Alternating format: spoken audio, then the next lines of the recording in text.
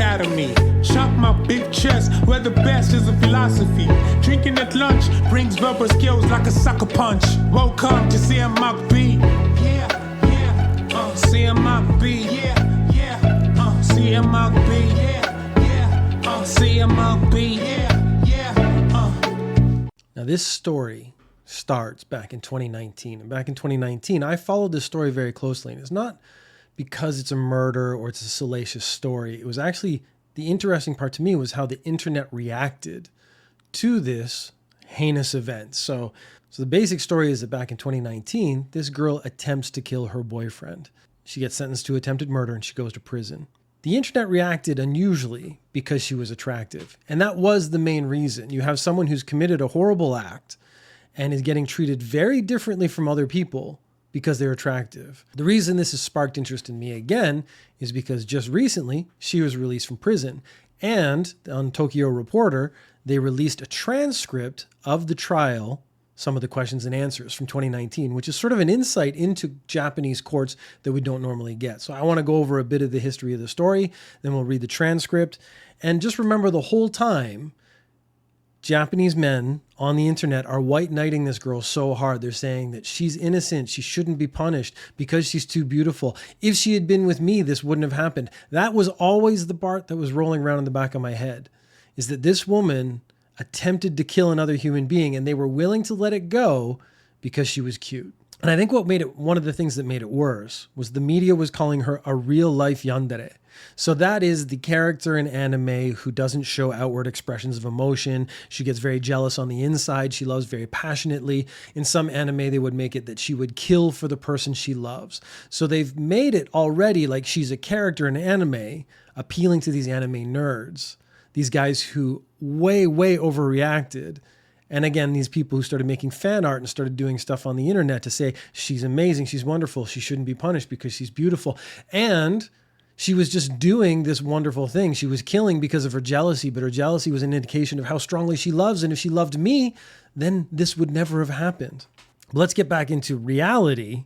Characterizing someone as an anime character would certainly increase your interaction rate on the internet, which is what these people really want. But it also puts up this strange sort of relationship, the meta relationship the internet creates, where these people are like truly going forward and attempting to defend her. They set up like a GoFundMe style thing to try to get her money for her defense. They were trying to get her not punished for attempted murder. And the media didn't help by creating this atmosphere around her of this character. And she had an Instagram, and that of course got blown up because everyone wanted to see more pictures of the pretty girl. And in that she did cosplay of yandere characters. And they're like, well, this is just her showing who she really is on the inside. So I think really the thing I was interested in was all the bits of the story, of course, because we're all interested in these sort of like real crime stories. But then there was also the secondary aspect of this crime and the person who committed it were being fetishized the whole time. And the internet audience was eating it up. So you have Yuka Takaoka. She was working in a bar, a girls' bar. She became a manager, so she was obviously quite good at it. Girls' bars, basically guys come in, they pay money, they pick a girl, the girl will sit with them, they'll talk. That's the base standard. I mean, it implies a certain level of sexuality. There's all these other aspects to the relationship of a hostess club where, you know, you'll go out on dates. The dates are non-sexual, but the man is expected to give presents and pay money and buy expensive things.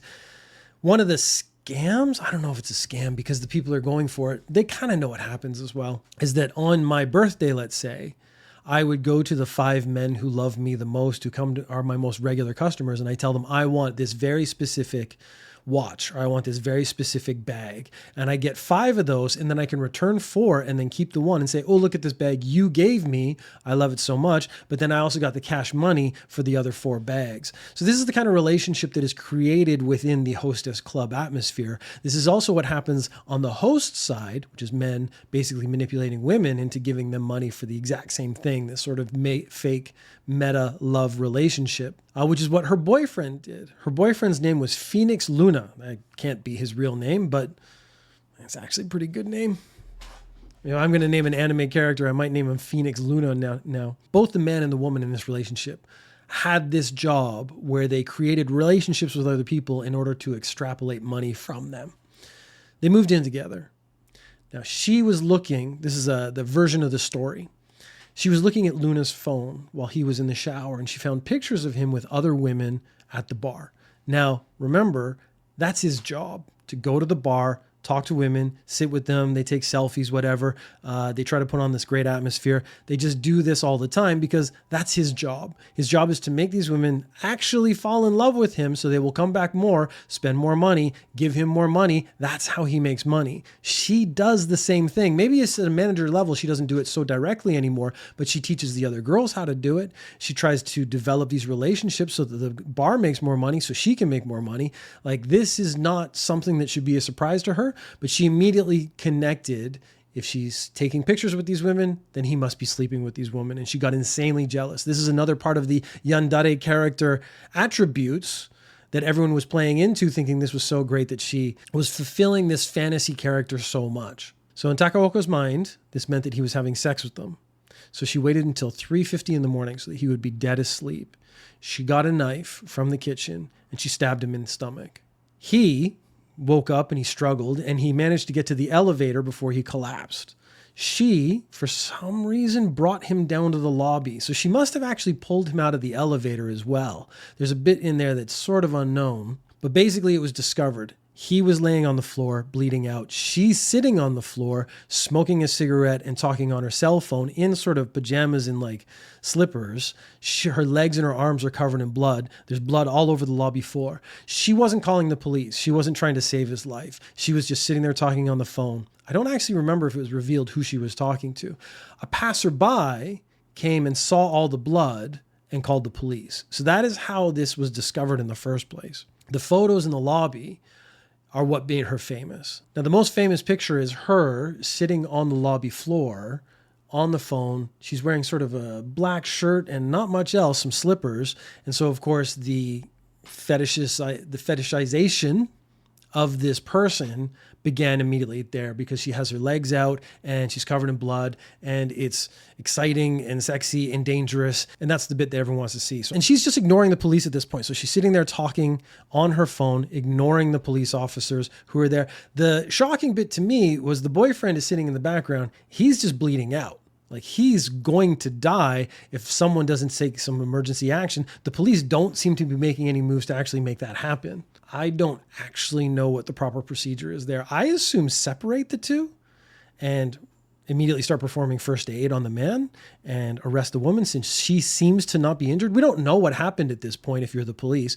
You don't know if he attacked her and she fought back. You don't know if she attacked him. So separate them and start giving the person who's injured some first aid. But that's the picture that set off the internet. It set off the story. It set off this, because she's an attractive woman, all these sort of white knight guys coming in, crowdfunding her defense to try to get her off this. Very clearly, she's guilty of attempted murder. Her statement was, "I intended to die after watching him die from stabbing." Basically, her statement was, once he died on the floor. So this is where my actual question comes in.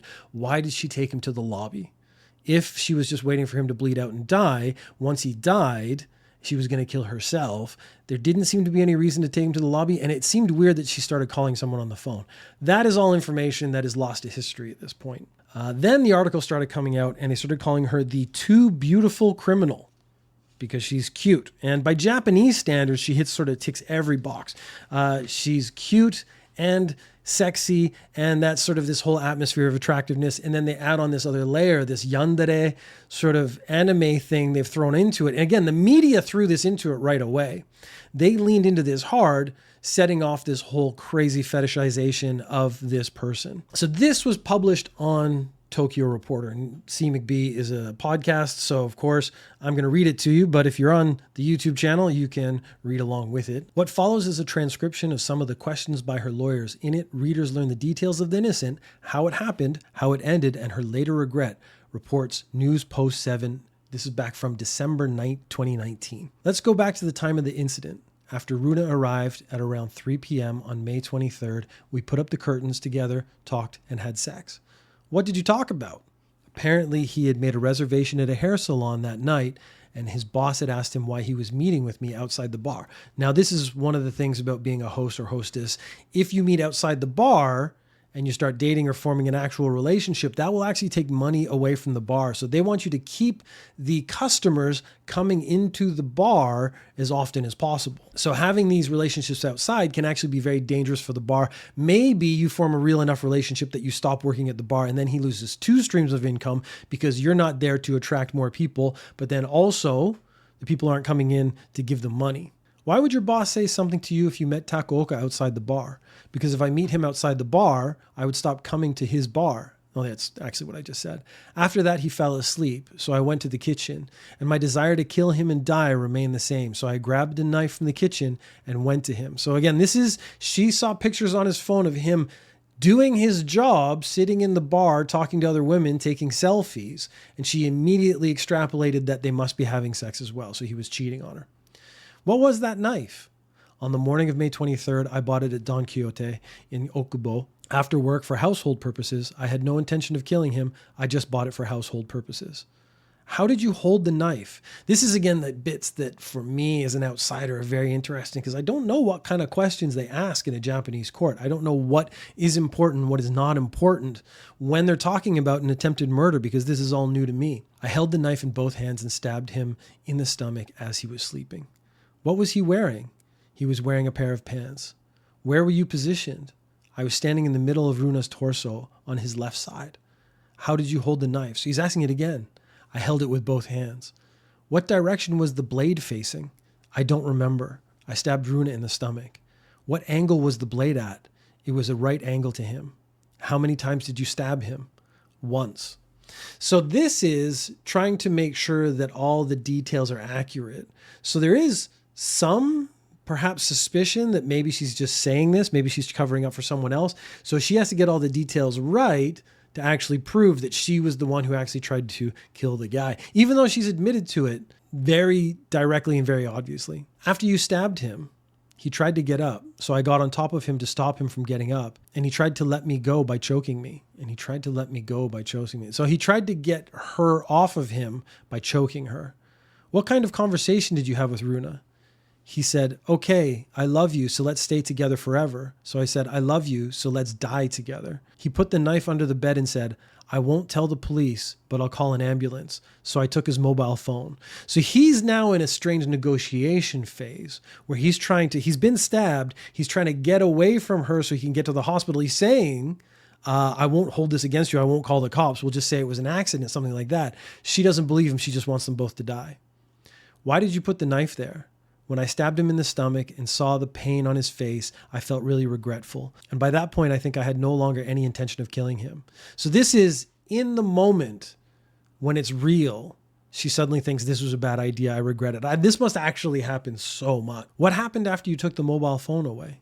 He got up and went to the front door, so I chased after him, telling him not to go. He hit me, punching and kicking with his arms, legs, and face. That's when my contacts came out, so I went to get my glasses. I also took my cigarettes and cell phone and chased after him. That is a strange detail, but again, very realistic because I bet every time she leaves the house, she grabs her cigarettes and cell phone. That's just a natural thing.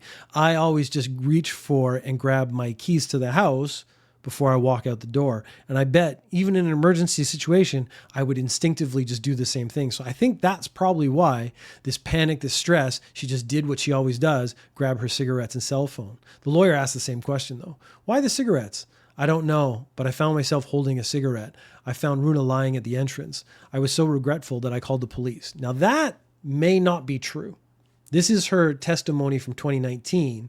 It's actually said that she isn't the one who called the cops, that it was a passerby who called the cops. Now, I'm getting all my information from the internet. It's all secondhand. I have no idea what is actually accurate. Why did you call the police yourself?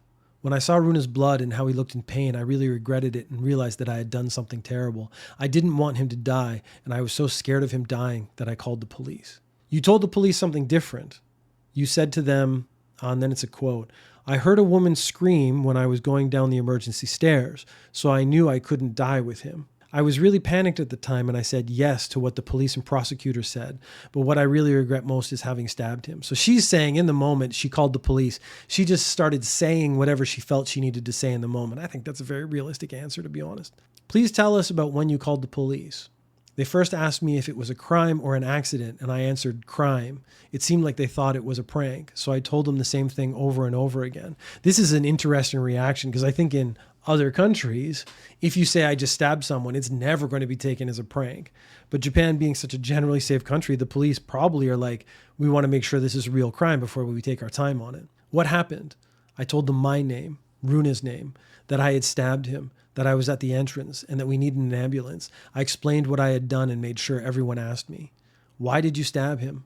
I liked him and I wanted to be with him. I'm sorry. I did something selfish. When did you start to think this? Around June. I thought so after hearing about Runa's situation from my lawyer and hearing about my mother and father's situation. So Runa was in a coma for 5 days, and it took him 5 days to wake up. He'd been stabbed. He'd actually pierced his liver. And so he wasn't able to eat. He was actually having a lot of trouble. So there's a lot of rehabilitation. At this time, he was probably still just starting his rehabilitation. It was a very tough recovery. He did do a full recovery, though. What was Runa's situation? The scars were deep, reaching all the way to his liver, and he had been in a coma for 5 days without waking up. What about your parents? When they came to visit, they were very thin. Their hair was turning gray. They were crying. And with so many media outlets at our house, they were almost neurotic. So again, this was a massive news story. Everyone wanted as much information as possible. They were trying to make this as grandiose as they could because this pretty woman with this yandere atmosphere, we want to create the story of the century. So they were just all over everybody in the story. The parents, of course, are going to be hounded by the media. Is that both your father or mother? Both my father and mother. As time went on, I became more and more scared that I had done something so horrible, and I felt so sorry, so scared, and so sorry that I had nearly taken someone's life. I also caused trouble for my parents. What about Runa? I wrote a letter of apology to Runa in June. I said I was truly sorry, that I would no longer be involved with him, and mentioned compensation, and had it delivered through my lawyer. And what about while you were in custody? I was thinking about Runa and my parents, making sure they were eating properly, getting enough sleep. My mother came over at least 3 times a week, but my father was busy with work, so he came about twice a week. What did we talk about? We talked about a lot of things, like the incident, the procedures for moving out of the house, and our cat. What about Runa? I heard they settled for 5 million yen. 5 million yen is not very much money. Like, it would be the average salary for a year in Japan is 4 to 5 million yen. So it's the upper end of a very average salary in Japan. I heard that they had submitted a petition. What about the 5 million yen settlement money? My mother prepared it for me. This is interesting because I've actually read the story. I reviewed some of the details. After Phoenix had made his recovery, he actually came out with a statement saying he didn't have a grudge against her. He didn't hold anything against her. He wasn't necessarily saying he was going to get back together with her, but he was saying, I'm not holding a grudge. I'm not angry at her for what she did. What kind of exchange did you have with your mother? She told me, I prepared it for your future. Your desire to return the money is enough for me. You don't have to pay me back. What did you think? I want to work and save 5 million yen, earn more money, pay it back, and make my mom and dad's lives easier. How did you spend your time while out on bail? I took a training course called Initial Training for Care Workers. I want to be useful to someone in the future. I took it because I wanted to be like my mother. My mother is a certified care worker. She's a great person, and I want to be just like her. Is that a qualification? It's a qualification equivalent to a second-class helper and allows you to work in homes and the like. How often did you go? About 3 days a week for about 6 hours each time. The lectures were really fun. I learned a lot of new things, and it was very educational. I want to take practical training and study to become a certified care worker in the future. Did you get the qualification? Yes. I heard that you need practical experience, so what will you do about finding a job? I would like to find a job through Hello Work and start working. Hello Work is sort of a very normal job search place. I don't know if it's from the government, but it's a search. It helps you find jobs in Japan. When you enter society, you will probably find people who know about the incident. How do you plan to respond to them? I haven't thought about how to respond in any particular way. It's a crime that I committed. Should I just let it go? Rather than just letting go, I think about it deeply and make efforts to atone for my crime. Can you endure? I will endure. There's a little bit more. Listening to your mother's story, it really broke my heart, seeing my mother crying so much. I didn't know how to apologize, even though this crime couldn't possibly be the fault of a parent. So no matter how much it was painful for me, I decided to stay with her so that I could make her life easier. And what about Runa?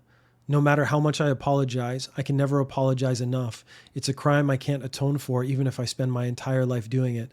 I don't think I'll be forgiven, even if I apologize. It may seem strange and weird for me to say this, but I'm really glad that I'm alive. I'm truly sorry. I am doing a very Canadian sorry now. Didn't realize that. Now that I'm actually listening to myself speak, I realize just how Canadian I am. So she got 3.5 years in prison. And she just got out recently. She's still active on Instagram, X, and YouTube. What does she do on Instagram and YouTube? Well, her YouTube, the most recent one, she has 10,000 subscribers, by the way. The most recent one is her doing a variety of different cosplays. So it starts out with her with not much makeup on and how to put the makeup on, and then it's applying more makeup and then some wigs and stuff.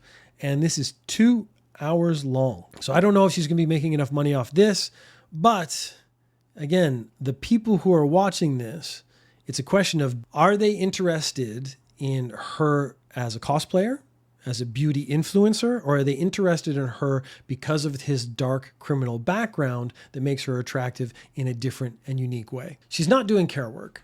So what she was saying in the transcript we just read, it's not that she was lying. It's just she didn't follow through on what she said. I think in that thing, she's trying to say, like, look, I want to be a better person. I want to help society. That's not necessarily a bad thing that she didn't do it. I think, again, I have a negative view of influencer, which is ironic because I make podcasts and YouTube videos and stuff. It's interesting that the guy has no grudge. Or he says he doesn't. I'm sure he hasn't met her again since. So I guess it's easy to say you're not holding a grudge if you just never plan on seeing someone again, which is how I live most of my life. So for me, the salaciousness of the murder wasn't enough to get me interested. I read about murder all the time because I read about the news all the time. And there's a lot of like real life crime in the news all the time. I think it was the immediate fetishization of her as a character, not even as a real person, as a character. But the fact that she was a hostess played into it. The fact that her boyfriend was a host played into it. The fact that all these people on the internet inserted themselves into that relationship. So many of the guys on the internet saying that, you know, if it was me, this wouldn't have happened. And I'm wondering, now that she's built sort of her influencer sphere, she's on Instagram, she's on YouTube, are the people there holding out that small hope that they could be the one that's actually with her in the future, and that her yandere love, that strength of love that they actually in a weird way admire and want, because you want that sort of level of passion directed towards you, that they would return it and then they would end up having the perfect relationship with her. It's interesting to see where she will go from here, because in Japan, they have a weird relationship with fame. So she's now gotten famous and she can probably hold on to that fame for a long time. There's a story. I don't want to go into the whole thing. I actually think I may have done this story on an old Velocipodcast episode. But there was a guy, a Japanese guy, and he was in France and he killed and ate a woman. And because of the rules, he wasn't a French citizen. They were like, okay, we'll send him back to Japan and they will punish him. And then he was sent back to Japan. He was extradited. And then when he ended up in Japan, they're like, well, he didn't actually commit a crime in Japan. So the Japanese didn't persecute him. So he ended up basically just getting away with it. And then based on his reputation as a cannibal, started doing restaurant reviews and became a really famous restaurant reviewer in Japan based purely off a crime that he'd committed in France. One of the most heinous crimes you could actually ever think of, killing and eating another human being. So there's this weird disconnect almost with the fantasy and the reality in Japan. And you see this in a lot of different aspects, but I think in these situations, it shows so clearly and so really that people don't have a connection between what's really happening and what they're seeing sort of in media, because they're living the dream. They want the dream to happen. They think this could be real. But the reality is, this is a convicted attempted murderer, or God, that's a terrible sentence. Convicted murderer is way easier to say. All these guys on the internet living out a fantasy that isn't real, because the character they gave her in the media isn't her real character. And she may play into it now because that's how she's going to capitalize on that fame. But that's just as fake as the love she may have shown people while she was working in a hostess bar, while her boyfriend was working in a host bar, while they were getting money from other people, pretending that they actually were into them. It's a skill. It's a skill I don't have. You can tell by this ending right here.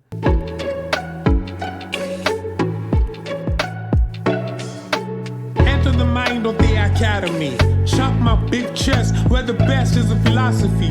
Drinking at lunch brings verbal skills like a sucker punch. Welcome to CMB. Yeah, yeah, CMB. Yeah, yeah, CMB. Yeah, yeah, CMB. Yeah.